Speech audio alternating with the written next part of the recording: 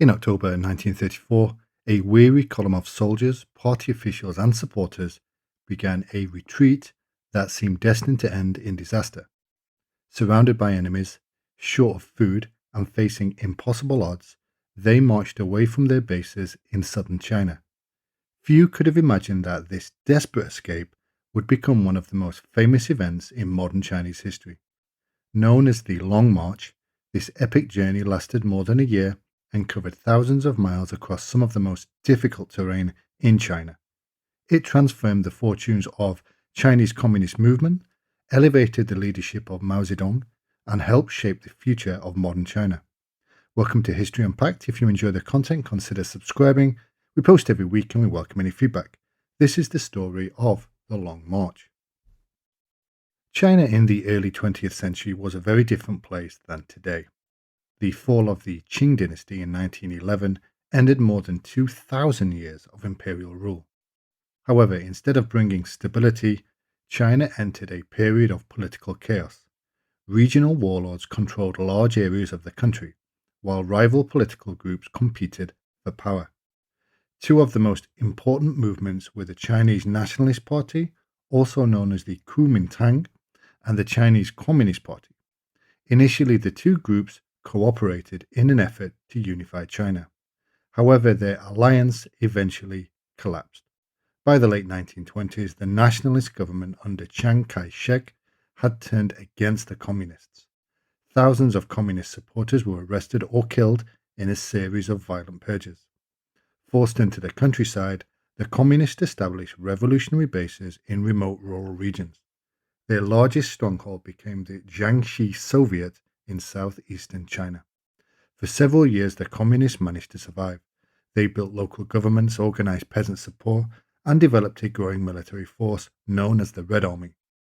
Yet their position remained precarious. Chiang Kai-shek was determined to destroy them. Between 1930 and 1934, the nationalist government launched a series of military offensives known as the encirclement campaigns. The first campaigns ended in failure. Communist commanders used mobile warfare and guerrilla tactics to defeat larger nationalist forces. They avoided direct confrontations, struck unexpectedly, and disappeared before the enemy could respond. However, the fifth campaign proved far more dangerous. This time, Chiang Kai-shek adopted a new strategy inspired by European military methods. Instead of launching massive attacks, nationalist troops slowly tightened a ring around communist territory. Thousands of fortified blockhouses were constructed, cutting supply routes and limiting communist movement. The strategy worked. The Jiangxi Soviet began to shrink. Food became scarce, casualties mounted, and communist leaders realized that remaining in place would eventually lead to destruction. A difficult decision had to be made. The Red Army would abandon its base and attempt a breakout. On the night of October 16, 1934, the first columns of communist forces quietly left Jiangxi. Around 80,000 to 90,000 soldiers, along with thousands of officials, workers, and supporters, joined the operation. They carried weapons, supplies, printing equipment, communication gear, and even government records. The movement was initially intended as a strategic retreat rather than a legendary expedition. The goal was really simple: escape the nationalist encirclement and establish a new base elsewhere in China. Yet from the beginning, the march faced enormous difficulties. Nationalist forces pursued them relentlessly. Rivers had to be crossed, mountains blocked their path, roads were poor or non-existent, and food supplies quickly dwindled. Many recruits were young, inexperienced, and physically exhausted. The retreat soon turned into a struggle for survival. One of the most devastating moments came at the Chiang River in the late 1934s. As communist forces attempted to cross, nationalist troops launched fierce attacks. The Red Army suffered catastrophic losses. Historians disagree on exact numbers, but many estimates suggest that nearly half of the original marching force was lost during the early stages of the retreat. The disaster triggered intense debates amongst communist leaders. Many questioned the existing military strategy, arguing that rigid conventional tactics had brought them to the brink of destruction. Among the critics was Mao Zedong. Although Mao had previously lost influence within the party leadership, events now gave him an opportunity to reassert himself. In January 1935, communist leaders met in the town of Xinyi in Guizhou province. The meeting became one of the most important turning points in communist history. Leaders reviewed the failures of the campaign and criticized previous military decisions. Mao argued for greater flexibility, mobility, and adaptation to the local conditions. The conference did not immediately make Mao the supreme leader of the Communist Party. However, it significantly increased his influence and marked the beginnings of his rise to dominant leadership. In later years, communist historians would portray the Xinyi Conference as a decisive moment in the revolution. For Mao, it was the beginning of a political transformation that would eventually place him at the center of Chinese politics. After Xinyi, the march continued. The Red Army moved through some of the most remote and difficult regions in China. They crossed steep mountain ranges, raging rivers, and vast grasslands. Many areas lacked roads entirely. Marchers often survived on minimal rations. Hunger became a constant companion.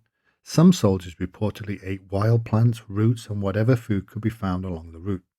Disease spread easily amongst the exhausted troops. Weather conditions were often brutal. In high mountain regions, freezing temperatures claimed numerous lives. Elsewhere, heavy rains turned paths into rivers of mud. Despite these hardships, the Red Army continued moving. Their survival depended on constant mobility. One of the most famous episodes of the Long March involved the crossing of the Luding Bridge in May 1935. The bridge stretched across the fast-flowing Dadu River in Sichuan province. According to the traditional communist account, a small assault force raced across the bridge under enemy fire while clinging to iron chains after the wooden planks had been removed.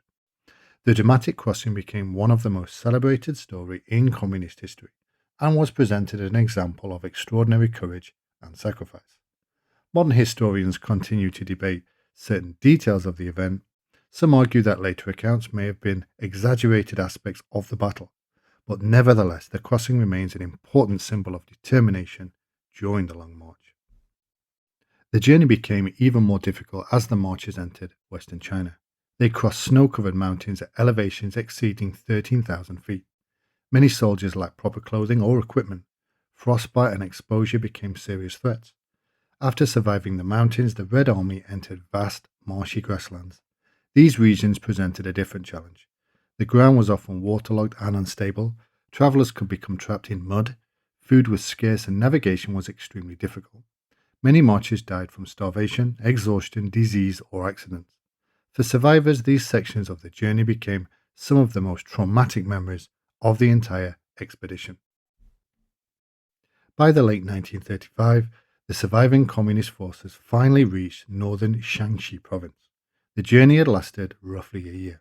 The distance travelled remains debated. Traditional communist accounts claimed around 25,000 li, or approximately 12,500 kilometers. Modern historians often estimate somewhat shorter distances, but all agree that the march covered an extraordinary span across China. The human cost was immense. Of the tens of thousands who began the retreat, only a fraction completed it.